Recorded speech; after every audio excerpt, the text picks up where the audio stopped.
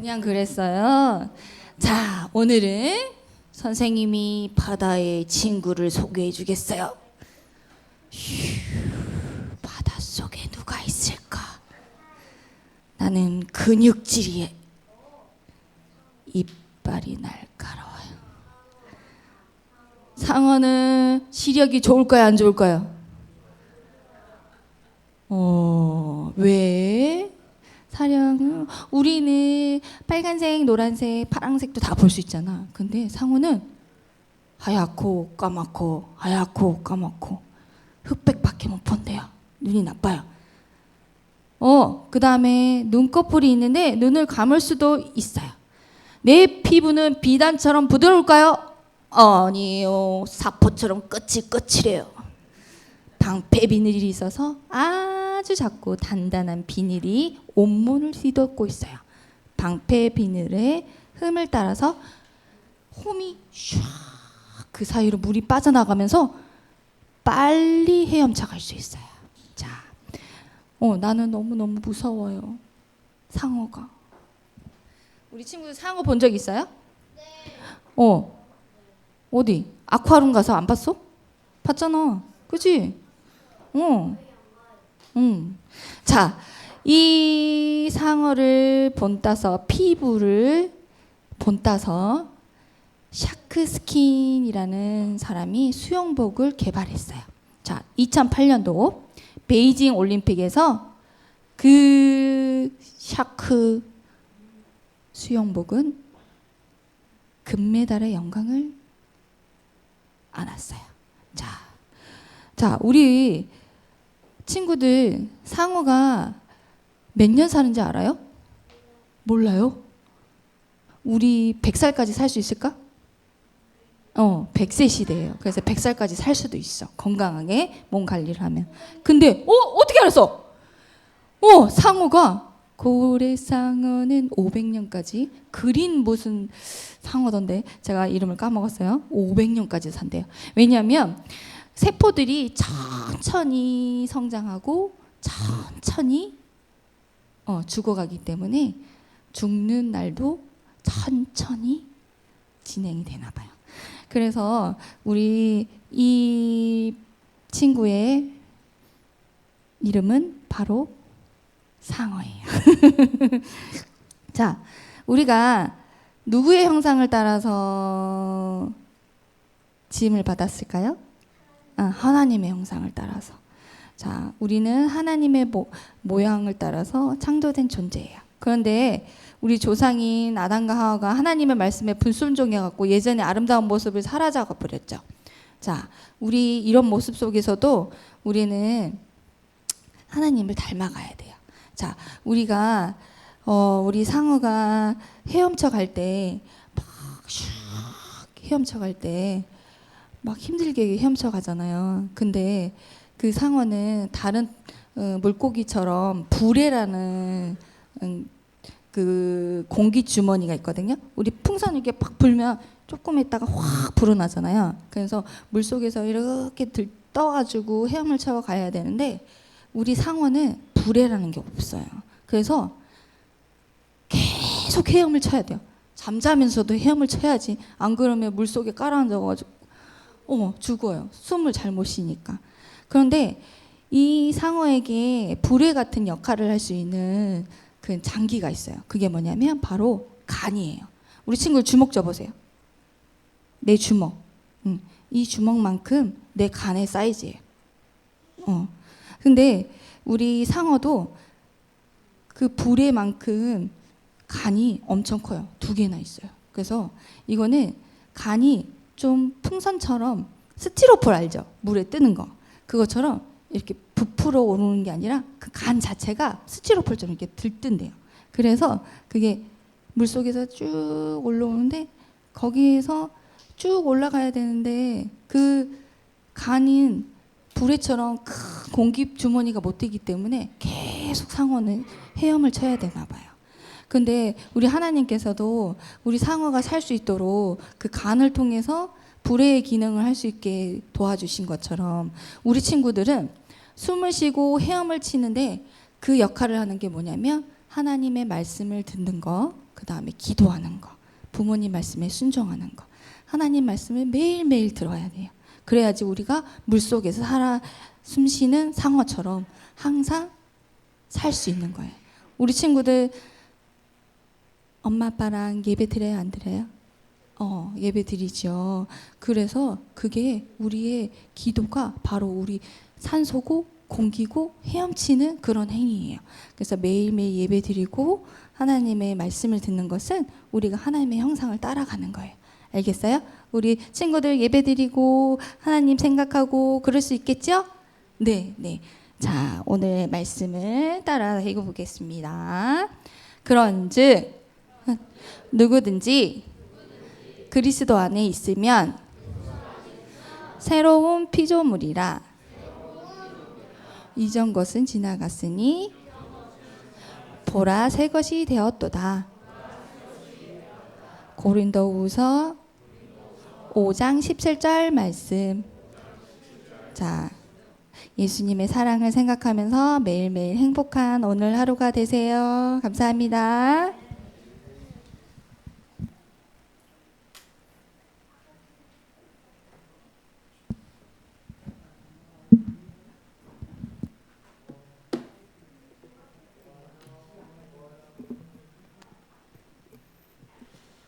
예, 주님 오십니다. 예, 어제 우리 이시호 집사님께서 준비합시다라는 거 말고요, 갑시다라고 전에 그렇게 했다고 하시더라고요. 예, 오래전에. 갑시다라고 하는 이 대답 속에는 우리가 이미 다 준비되어 있다는 것이 전제된 대답이죠. 예, 우리가 하늘에 가고자 하는 그런 마음으로 갑시다라고 인사해도 참 좋을 것 같습니다. 예, 우리 꼭 하늘나라에 꼭 함께 가셨으면 좋겠습니다. 예, 오늘은 거룩함을 잃어버린 다른 불의 비극이라고 하는 제목으로 함께 말씀을 나누겠습니다. 예, 구약성경 레위기 10장 1절과 2절의 말씀을 함께 보시도록 하겠습니다. 레위기 10장 1절과 2절 말씀입니다. 우리 함께 읽겠습니다. 시작.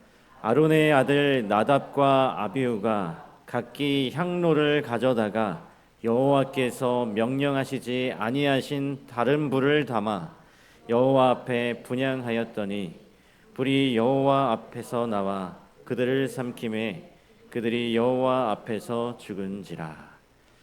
예, 아론의 아들 나답과 아비후의 참 비극적인 일이었죠. 오늘 말씀을 시작하면서 저 멀리 아프리카 사막의 이야기로 함께 좀 시작을 해보려고 합니다. 여러분, 이 아프리카 대륙을 덮고 있는 세상에서 가장 거대하고 뜨거운 사막 혹시 어딘지 아십니까? 예, 바로 사하라 사막입니다. 모래 폭풍이 몰아치는 무서운 곳이고, 생명이 없는 죽음의 땅입니다. 지평선 끝까지 오직 이 붉은 모래뿐이고, 거친 바람이 한번 휘몰아치고 나면 우리가 걸어온 발자국이 순식간에 지워지는 그런 곳입니다. 모래 언덕이 매일매일 그 모습을 바꾸기 때문에 이곳에서 정확한 방향을 잡는 것은 참 인간적으로는 불가능한 일이라고 합니다. 그래서 이 사하라 사막에서 길을 잃으면 그것은 곧 죽음을 의미하는 것이죠. 그런데 여러분, 이 죽음의 땅 한가운데에 놀랍게도 기적 같은 생명이 하나 있었습니다. 어떤 생명이 있었냐면 바로 이 사하라 사막의 이 테네레라고 하는 척박한 지역, 이 버려진 이 모래벌판 한가운데 이 사방이 400km 이내에 풀 한 포기조차 없는 그 완벽하고 무서운 고립의 장소에 유일하게 푸른 잎을 틔운 나무가 있었습니다. 사람들은 이 끈질긴 생명을 가리켜서 지구상에서 가장 고립된 나무라고 불렀습니다. 5m 남짓한 평범한 아카시아 나무였어요. 어떻게 이 지옥 같은 모래바람 속에서 타죽지 않고 생명을 유지할 수 있었을까요? 이 아카시아 나무가. 놀라운 비밀은 그 땅속 깊은 곳에 있었습니다. 이 작은 나무가 무려 지하 30m까지 자신의 생명의 뿌리를 쉼없이 뻗어내렸습니다. 그리고 마침내 깊은 그 안반수에 닿았던 것이죠. 아무리 성능 좋은 인공 펌프라고 해도 10m 아래에 물을 끌어올리는 것이 쉽지는 않습니다. 그런데 30m 아래에서 물을 길어 올렸어, 이 나무가. 그렇게 처절하게 수분을 길어 올리면서 그 메마른 사막의 한가운데에서 버티면서 기적의 세월을 놀랍게도 300년 동안 유지하고 있었습니다. 그런데 이 나무가요, 혼자 살아남으려고 그곳에 고집스럽게 서 있던 것은 아니었습니다. 이 나무에게는 사명이 있었어요. 사막에 이 목숨을 걸고 횡단하는 유목민들과 지치고 또 상한 수많은 여행자들에게 생명을 안내하는 이정표가 되어 주었습니다. 저 멀리 그 테레네의 나무만 보이면 우리는 올바른 길을 가고 있는 것이다. 사람들이 이 나무를 보면서 눈물을 흘렸습니다. 지도에도 선명하게 표시되어 있던 이 나무인데 사람들이 이 나무를 이 사막의 등대라고 불렀습니다. 300년 동안 변함없이 그 자리에 서서 길 잃은 자들을 도와주는 그 등대가 되어준 그 나무. 근데 이 나무가 지금은 사라졌어요. 어떻게 사라졌을까요? 아주 허무하게 사라졌습니다. 1973년 11월 사막을 지나가던 한 운전자가 안타깝게도 술에 잔뜩 취해서 이성을 잃고 만취 상태로 운전을 하다가 사방에 그 400km 이내의 장애물이라고는 없는 그토록 텅 비고 광활한 그 모래 사막에서 하필이면 그 유일한 나무를 들이받았습니다. 수백 년의 끔찍한 그 가뭄을 이겨내왔지만 이렇게 그토록 꿋꿋하게 버텨왔던 그 생명이 음주운전으로 순식간에 생명을 잃어버리게 되었던 것이죠. 수많은 사람들의 생명을 지켜주었던 그 이정표가 그 차가운 모래 위에 쓰러져서 사라지게 되었습니다. 지금 그 자리에는 철제 기념비만 서 있다고 해요. 그런데 여러분, 오늘 이 비극의 이야기가 단순한 자연의 비극이 아닙니다. 우리의 삶을 인도하는 영적인 이정표, 즉 변함없는 하나님의 거룩한 말씀이 우리의 작은 방심과 찰나의 실수를 통해서 어떻게 무너지는지를 보여주는 경고와 같은 것이죠. 오늘 처음에 읽었던 레위기 10장의 본문 말씀, 나답과 아비후의 비극적인 이야기입니다. 그들이 여호와가 명하시지 않은 내 맘대로 구한 다른 불을 들고 나갔다가 하나님의 불에 타서 즉사하게 됩니다. 그들은 이렇게 생각했어요. 하나님의 엄위하신 그 규례를 어겼고 구원의 원칙인 말씀을 가볍게 무시했습니다. 이렇게 생각했습니다. 향만 피우면 되지 불씨가 무슨 상관인가. 자신의 이 편의와 그 안일함에 빠진 그들은 생명의 진리를 이토록 몹시 가볍고 너무나도 인간적으로 취급했습니다. 성소와 지성소를 가로막는 휘장 앞, 그곳에 놓여있는 이 금빛 분향단에는 언제나 향기로운 연기가 피어오르게 되어 있었습니다. 여러분, 그렇다면 그 아름다운 향을 피우는 불꽃은 과연 어디에서만 가져와야 했을까요? 내가 편하게 피운 그냥 아궁이송에 그 불을 가져다가 해도 되었을까요? 우리의 편의대로 쉽게 구할 수 있는 세상의 평범하고 흔한 불이 아니었습니다. 반드시 마당의 번제단의 숯불이어야 했어요. 하나님께서는 레위기 16장 12절과 13절의 말씀을 통해서 이 거룩한 규례를 너무나도 명확하게 모세와 아론에게 지시하셨습니다. 여기 보니까요, 함께 읽어볼까요? 시작. 향로를 가져다가 여호와 앞 제단 위에서 피운 불을 그것에 채우고 또 곱게 간 안에 들어가서 여호와 앞에서 분향하여 향연으로 증거계 위 속죄소를 가리게 할지니 그리하면 그가 죽지 아니할 것이며. 이 말씀은 제사의 복잡한 의식을 지키라는 까다로운 율법의 멍해가 결코 아니었습니다. 여러분, 번제단 위에서 타오르는 불꽃 속에는 죽을 수밖에 없는 죄인인 우리를 살리시는 아주 깊고 측량할 수 없는 주님의 사랑과 희생, 바로 십자가의 은혜가 담겨 있기 때문입니다. 여러분, 이 마당에 놓여 있던 이 번제단은 영적으로 우리에게 무엇을 상징할까요? 죄 없는 어린 양이 대신 묶이는 곳입니다. 나의 죄 때문에 양이 불태워지는 곳, 바로 예수 그리스도의 참혹하고도 거룩한 그 갈보리 십자가의 희생을 상징하는 곳이죠. 여러분, 그렇다면 지성소를 향해 피어오르는 분향단의 향연은 무엇을 의미하겠습니까? 우리가 하늘에 올리는 간절한 기도입니다. 그러므로 기도를 상징하는 이 귀한 향불은 반드시 어린 양의 희생이 담긴 번제단의 불, 그 핏빛 숯불로만 피워져야 하는 것이었어요. 우리가 하나님 앞에 엎드려서 무릎 꿇고 가슴을 치며 눈물로 기도를 올려드릴 때 나의 얄팍한 의로움을 내세우는 것이 아닙니다. 내가 안식일 예배를 얼마나 잘 참석했는데, 내가 헌금과 봉사를 얼마나 많이 했는데, 이런 공로를 의지하는 것이 결코 아니에요. 오직 나를 위해서 붉은 피를 흘리신 예수님의 그 십자가의 보혈과 그 크신 은혜만을 절대적으로 온전히 의지하며 엎드리는 것입니다. 그래서 우리가 매일 기도를 마칠 때 반드시 어떻게 우리의 입술을 모읍니까? 예수님의 이름으로 간절히 기도드립니다. 우리의 간구에 십자가의 인을 치는 것, 이것이 바로 번제단의 숯불로 피워야 하는 심오하고 가슴 벅찬 하늘의 진리인 것입니다. 여기 가려 뽑은 기별 1권 344쪽에 보니까 이런 말씀이 있습니다. 기도의 진리를 이렇게 설명하고 있어요. 이 지상 성막에서 피우는 모든 분향은 그리스도의 깨끗게 하시는 핏방울에 젖어야 한다. 하나님 아버지 앞에서 당신 자신의 공로를 담은 향로를 들고 계시는데 그 가운데 세상에 썩어질 것으로 더러워진 것은 하나도 없다. 주님께서는 이 향로 안에 성도의 기도와 찬송과 자복을 모아 담으시며 이 가운데 당신 자신의 흠없는 의를 담으신다.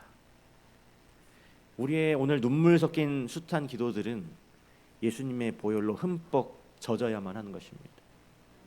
주님께서는 그 하늘의 거룩한 금향로 안에 우리 직산교회 성도들의 애타는 기도를 하나도 빠짐없이 모아서 담아주시고 계십니다. 그리고 우리의 불완전한 기도들 위해 당신 자신의 흠없는 의의 두루마기를 따뜻하고 포근하게 덮어주시는 것이죠. 그제야 비로소 우리의 부족한 그 기도가 가장 향기로운 제물이 되어서 하나님께 연락됩니다. 이토록 거룩한 영원한 생명의 은혜가 그 번제단의 그 불꽃 위에, 불꽃 안에 고스란히 담겨 있다라고 하는 사실이에요. 그런데 오늘 이 나답과 아비후는 어떻게 했습니까? 십자가를 상징하는 거룩한 불을 거부하고 자신들이 편한 아무 불이나 가져왔어요. 지성소의 뜰에 세속적인 불을 올리는 참으로 무서운 죄악을 하나님 앞에 범하게 되었던 것입니다. 여러분, 이것은 제사 순서를 약간 틀리게 진행한 적당히 넘어갈 수 있는 사소한 실수가 아니었어요. 사소한 실수가 아니었습니다. 예수님의 그 피 묻은 보혈과 은혜 없이도 내 마음대로 나아갈 수 있다는 그런 교만이었어요. 하늘의 그 거룩한 구원의 원칙과 율법을 자신의 얄팍한 그 편의를 위해 뒤틀어버린 너무나도 끔찍한 무서운 반역이었던 것이죠. 그런데 성경 우리가 더 깊게 좀 묵상해 보면 정말 놀랄 만한 사실이 하나 있습니다. 이 치명적이고 어리석은 제사장들의 실수가 결코 오랫동안 누적된 타성에서 젖어온 게 아니었어요. 매너리즘에 빠져서 순간 깜빡 잊어버린 그런 가벼운 핑계와 실수가 아니었습니다. 우리가 이 앞장인 레위기 8장의 기록을 보면 그들은 거룩한 직분으로 막 구별된 참이었습니다. 무려 7일 동안이나 엄숙한 위임식을 치르면서 온 몸을 씻고 철저히 마음을 준비한 사람들이었어요. 그리고 레위기 9장에서 그들의 첫 공식 제사를 온 백성 앞에서 떨리는 마음으로 올렸습니다. 그 감격스러운 인생의 그 첫 제사 때 그들의 두 눈앞에 어떤 기적이 일어났습니까? 하늘에서 여호와의 거룩한 불이 내려와서 번제단 위에 제물을 순식간에 태워버렸어요. 살아계신 하나님의 임재를 그 두 눈으로 똑똑히 보면서 온몸으로 떨었던 사람들이었습니다. 그 거룩한 불꽃이 타오르는 경이로운 광경을 가슴 벅차게 목격하고 찬양한 직후였습니다. 그 생생한 기적을 온몸으로 경험하고 나서 불과 얼마 지나지 않아 벌어진 참담한 일이었다라고 하는 것이죠. 하나님의 엄중한 명령을 까맣게 잊어버리고 편안한 세상의 다른 불을 집어든 것이었습니다. 그들을 끔찍한 죽음으로 내몰아 넣었던 것은 그들의 사역의 경험 부족이나 율법을 몰라서가 아니었어요. 하나님의 거룩하심을 너무나 가볍게 여긴 그들의 불경건하고 교만한 태도였습니다. 불이 다 똑같지, 연기만 피우면 그만이지. 이 세속적인 교만이 그들의 영적인 안목을 가리었던 것이죠. 우리는 가끔 이 스스로의 영적 상태를 살피며 세상의 사람들과 비교하며 위안을 삼습니다. 어떻게 위안을 삼을까요? 그래도 나는 살인이나 도둑질을 하지 않아. 나는 교인이야. 안식일을 대놓고 범하지는 않으니까 괜찮아. 신앙이 무너지는 것은 마음이 악한 자들에게만 일어나는 극단적인 일이라고 우리는 착각합니다. 그러나 나답과 아비후의 비극적인 이 죽음은 우리의 이런 교만한 마음을 산산조각냅니다. 그들은 우상을 숭배하던 타락한 불신자들이 아니었어요. 타락한 사람 이방인들이 아니었습니다. 하나님의 성소에서 가장 가까이 머물면서 누구보다 열심을 내던 영적 지도자들이었지만 그들이 이렇게 되었어요. 대제사장인 아들 아론의 친아들이었습니다.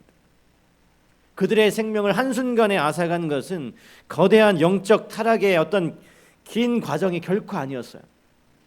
하나님의 분명한 말씀을 적당히 경시하는 단 한 번의 가벼운 발걸음에서 시작되었던 것입니다. 오늘 우리의 신앙은 거대한 죄악이 아니라 말씀에 대한 아주 작은 경시에서부터 서서히 무너지게 되는 것입니다. 하나님의 법과 규례를 뻔히 알면서도 내 팍팍한 삶의 현실과 타협하려는 마음의 그 작은 틈, 다른 사람들도 다 세상에서 이렇게 유도리 있게 사는데 하는 생각을 하는 거죠. 사탄이 우리의 귓가에 속삭이는 그 달콤한 합리화, 그것이 바로 우리의 영혼을 갉아먹고 종국에는 결국 우리를 다 불태워버리는 것입니다. 다른 불이 되는 것이죠. 나답과 아비후가 가져왔던 다른 불이 되는 것입니다. 우리 사랑하는 성도 여러분, 여러분의 일상은 과연 영적으로 안전하십니까? 우리 역시 주님께서 십자가로 명하신 불 대신에 내 마음대로 타협한 세상의 불을 들고 있지 않습니까? 최근 발표한 기독교 조사기관의 통계는 오늘날 우리에게 무서운 경고를 던지고 있습니다. 매주 주말마다 교회 예배에 출석하는 1000명을 대상으로 진지하게 물었습니다. 당신이 신앙생활을 하는 진짜 목적이 무엇입니까? 라고 물었습니다. 절반에 가까운 48%의 사람들이 이렇게 대답했어요. 내가 종교를 가진 이유는 평안과 위로를 얻기 위해서입니다. 그렇다면 영생을 위해 다닌다는 사람은 몇 명이었을까요? 21%. 나의 구원과 영생을 얻기 위해서 신앙을 합니다라고 복음의 본질을 답한 사람은 21%였습니다. 수많은 이들이 하나님의 거룩한 말씀의 칼날로 이 자신의 거친 자아를 십자가 앞에 복종시키려 하지 않습니다. 세상에서 마음대로 살다가 상처받고 찢긴 마음을 그저 얄팍하고 값싸게 위로받기 위해 교회를 찾는 것이죠. 나의 추악한 죄를 철저히 회개케 하여 씻어내는 번제단의 뜨거운 십자가의 불은 철저히 외면한 채 내 욕심을 채워줄 따뜻한 다른 불을 들고서 아무런 죄책감 없이 하나님의 분향단 앞에 서게 되는 것입니다. 오직 나의 현실적인 이익과 마음의 평안만이 신앙의 유일한 기준이 되어버린 슬픈 모습이죠. 삶의 중대한 결정을 내릴 때 오직 말씀만을 내 삶의 절대적인 기준으로 삼는다는 참된 성도는 미국의 이 바르나 그룹의 조사에서도 고작 20%뿐이었습니다. 나머지 80%의 수많은 성도들은 이 선택이 나에게 당장 금전적으로 이익이 되는가를 생각한다라고 하는 것입니다. 친한 다른 사람들은 지금 세상에서 어떻게 행동하는가? 교회 안에서는 눈물 흘리며 거룩하게 찬양하지만 문을 나서는 순간 세상의 편안한 방식을 따르는 것이죠. 결정적인 인생의 기로와 위기의 순간이 오면 말씀이라는 생명의 이정표를 등 뒤로 감춰버린 것입니다. 이것이 바로 나답과 아비후가 겁없이 저질렀던 말씀에 대한 이 무서운 경시라고 하는 것이죠. 복음주의 신학자인 브리지스라고 하는 사람이 존경받는 죄라고 하는 자신의 그 책에서 우리의 전곡을 예리하게 찌릅니다. 그가 어떤 말을 하냐면, 우리가 뉴스에 나오는 끔찍한 살인이나 범죄에는 분노하고 손가락질하며 매섭게 비판하면서도 정작 내 일상에 깊이 뿌리 내려 있는 소소하고 교묘한 죄악들 앞에서는 너무 관대하다라고 우리의 전곡을 찌르고 있습니다. 하나님의 섭리를 온전히 신뢰하지 못해서 매일같이 건강과 돈 문제로 불안해하는 그 마음, 입으로는 성도 간의 사랑을 유창하게 말하지만 속으로는 형제를 깎아내리고 시기하는 그러한 태도, 우리가 예배당 문을 나서는 그 짧은 순간에 그토록 다짐했던 십자가의 원칙을 잊어버리는 그 모습들, 우리는 이런 것들을 치명적인 죄라고 부르지 않죠. 인간이라면 누구나 겪는 연약함이라고 포장합니다. 하지만 나답과 아비후를 잿더미로 만든 여호와의 불은 그 얄팍한 자기 합리화의 틈을 타고 내려왔어요. 우리가 가볍게 여기고 애써 타협했던 작은 그 죄악들이 결코 우리의 영원한 생명을 송두리째 파괴하는 것입니다.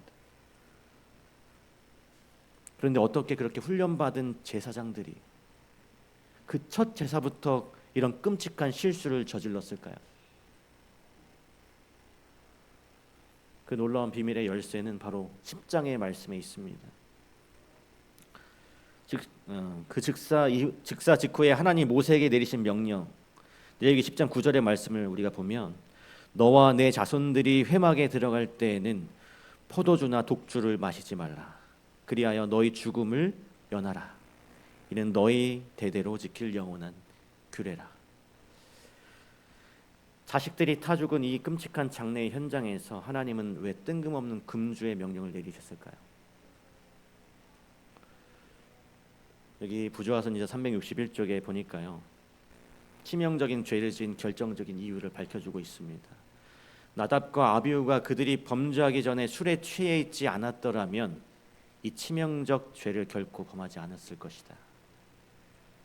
그들은 성소의 제사를 드리러 들어오기 바로 전에 포도주를 마시고 영적인 분별력을 완전히 상실했습니다.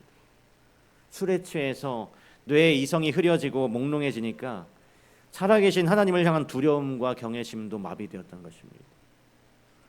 번제단의 불이든 부엌에 밥 짓는 불이든 내 손에 닿기 편한 불이면 그만이라는 착각을 하게 된 것이죠. 거룩함과 속됨을 이 칼날처럼 구별해야 할 그 영적 감각이 세상의 붉은 포도주, 독주에 마취되어서 잠들어 버리게 되었던 것입니다.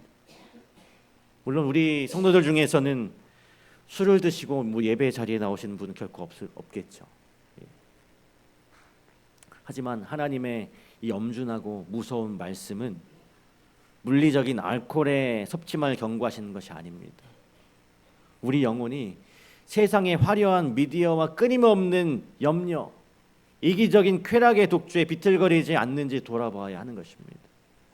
우리가 예배의 단상에 오르고 성소의 뜰을 밟을 때 여전히 세상의 문제로 마음이 혼란하고 취해 있다면 우리가 나답과 아비후가 다른 불을 든 것과 결코 다르지 않은 것입니다. 우리가 자동차를 몰고 도로를 운전할 때 계기판에 깜빡거리는 그 노란색 경고등을 보죠. 엔진 오일이나 타이어의 심각한 문제를 알려주지만 우리가 바쁘다는 핑계로 대수롭지 않게 무시합니다. 주말에 카센터에 가야지, 당장은 굴러가니까, 그렇게 차일피일 미루며 위험한 주행을 계속하는 것입니다. 그 작은 신호를 무시하고 계속 내달리면 어떻게 됩니까? 엔진이 완전히 타버리고 도로 한가운데서 멈춰서거나 타이어가 터져서 큰 사고를 당하게 되는 것입니다.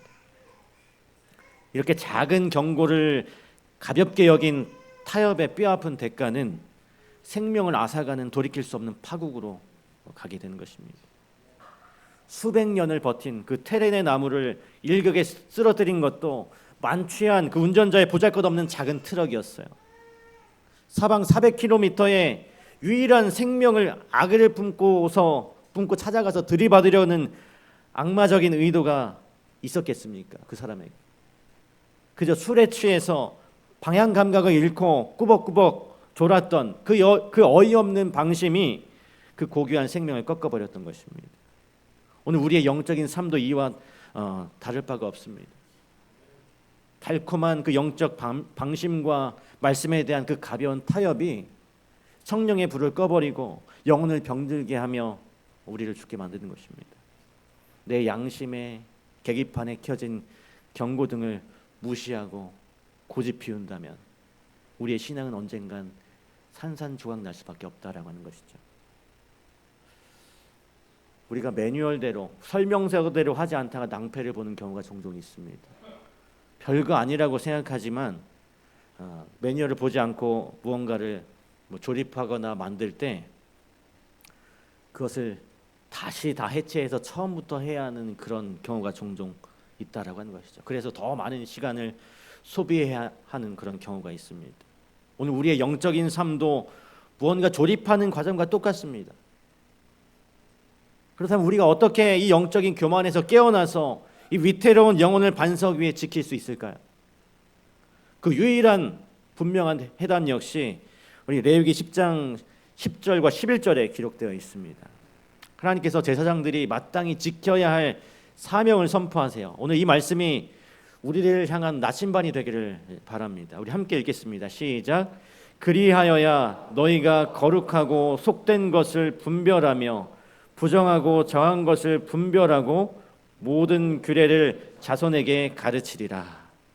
모든 순간에 거룩한 것과 속된 것을 끊임없이 분별하라고 하십니다. 이 타락한 세상과 결단코 타협하지 않는 맑고 영적인 분별력, 그것은 가만히 앉아서 기적을 바란다고 저절로 생기지 않아요. 우리가 진리의 말씀을 부지런히 배우고 내 마음의 신비에 새길 때만 예리해지는 것입니다. 매주 안식일마다 바쁜 일터에서 일하고 예배당에 모이는 이유가 무엇입니까? 세상의 분주함 속에서 탁해진 영적인 시력을 우리가 안약을 발라 회복하고 십자가의 보혈의 그 견고한 기준을 내 삶에 다시 꼿꼿이 세우기 위함이에요. 매일 말씀의 그 거울에 내 비루한 그 모습을 철저히 비추지 않으면 내가 쥐고 있는 이 불이 여호와의 거룩한 불인지 사탄의 불인지 분별하지 못합니다. 우리 사랑하는 성도 여러분, 영적 이정표가 처참히 무너지는 이 어두운 시대에 우리는 살고 있어요. 매일매일 직면하는 그 삶의 결정들을 영원한 말씀의 그 매뉴얼에 맡기게 되시길 간절히 바랍니다. 성경 표기를 게을리하고 은밀한 기도의 골방을 잃어버릴 때 거룩함을 구별하는 하늘의 능력은 순식간에 증발해 버립니다. 말씀을 주야로 깊이 묵상하지 않으면 내 이기적인 정욕과 욕심이 마치 하나님의 뜻인 양 착각하게 되는 것이죠. 우리의 인생의 그 중대한 위기에서 십자가의 좁은 길이 아니라 넓고 편안한 멸망의 길을 택하게 되는 것입니다. 오늘 우리가 회복해야 할 정말 중요한 본질은 어떤 상황 속에서도 지체 없이 말씀으로 돌아가는 것입니다. 새로운 하루를 시작하는 그 아침에 세상의 그 뉴스보다 가장 먼저 성경을 펴고 주님을 독대하게 되기를 간절히 바랍니다. 인생의 막막한 그 바다를 마주할 때 얄팍한 세상의 철학이 아닌 깊은 말씀의 샘을 여러분 찾게 되시길 간절히 바랍니다. 거센 유혹에 마음이 흔들릴 때마다 진리의 등대이신 예수님만 묵묵히 바라보시는 우리 모두가 되었으면 좋겠습니다. 말씀은 살았고 운동력이 있습니다. 메마른 사막을 기어코 뚫어낸 그 30m의 깊은 생명의 뿌리와 같은 것이죠. 그 질긴 생명의 뿌리가 내려져 있어야만 어떤 환란의 비바람 앞에서도 우리는 끝내 살아남을 수 있습니다. 진리의 뿌리가 단단히 박혀 있을 때 어떤 시련에도 흔들리지 않는 영광스러운 십자가의 군사가 되는 것이죠. 오늘이 거룩하고 복된 안식일에 우리의 마음이 십자가의 은혜로 뜨겁게 타오르는 성령의 충만한 불을 마음에 품게 되시길 간절히 소망합니다. 내 얄팍한 어떤 자존심과 편의를 구하던 그 위험하고 헛된 다른 불, 그 다른 불을 우리 제단 앞에 남김없이 다 내려놓으시고 오직 예수님의 보혈로 흠뻑 적셔진 진실하고 애통하는 회개의 기도만을 우리 하늘 아버지께 올려드리는 우리 모두가 되기를 간절히 바랍니다. 어둠을 밝히는 그 사막의 등대처럼 우리 직산교회가 이 혼탁한 세상에 생명의 좁은 길을 안내하기를 간절히 소망합니다. 세상의 그 작은 죄악과 결코 타협하지 않는 정금 같은 굳건한 믿음으로 좁은 길을 담대히 나아가시는 모든 직산교회 성도님들이 되시기를 우리의 영원한 이정표가 되시고 생명이신 살아계신 예수 그리스도의 이름으로 축원하며 말씀을 마치도록 하겠습니다.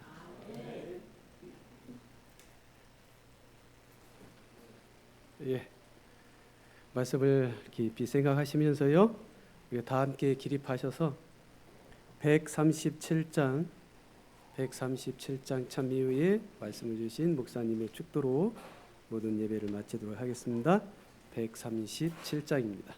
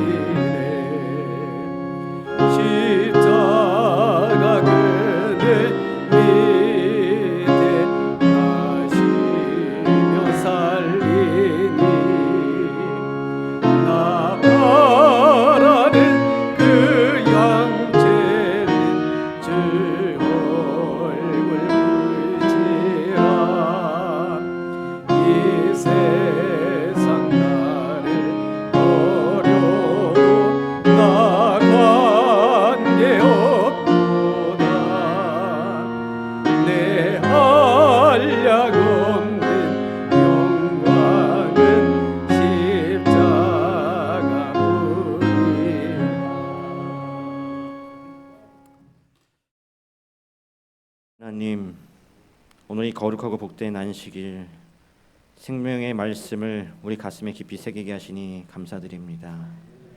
주님, 우리가 영적인 분별력을 잃어버리고 주님이 명하시지 않은 세속적이고 편안한 세상의 다른 부를 들고 나왔던 영적 방심과 교만을 회개합니다. 나의 얄팍한 자존심과 편의를 구하던 위험하고 헛된 부를 십자가의 제단 위에 남김없이 내려놓게 하여 주시옵소서. 오직 우리를 살리시는 예수 그리스도의 희생이 담긴 그 번제단의 불로만 우리의 기도를 피워 올리게 하여 주시옵소서. 우리의 부족한 기도가 예수님의 보혈로 흠뻑 젖어 당신의 흠없는 의의 두루마기로 덮인 채 하늘에 향기롭게 연락되기를 간절히 소망합니다. 우리가 세상의 쾌락과 끊임없는 염려라는 독주에 마취되지 않게 하여 주시고 모든 순간에 거룩한 것과 속된 것을 예리하게 분별하는 맑은 영적인 시야를 우리에게 허락하여 주시옵소서. 우리 직성교회 모든 믿음의 가족들이 일상의 소소한 죄악과 결탄코 타협하지 않는 굳건한 믿음으로 좁은 길을 담대히 걸어가게 하여 주시옵소서. 그리하여 어둠을 밝히며 상한 영혼들에게 생명의 길을 안내하는 그 거룩한 사막의 등대로 이 혼탁한 세상에 굳건히 설 수 있도록 도와주시옵기를 거룩하신 예수님의 이름으로 간절히 기도합니다. 아멘.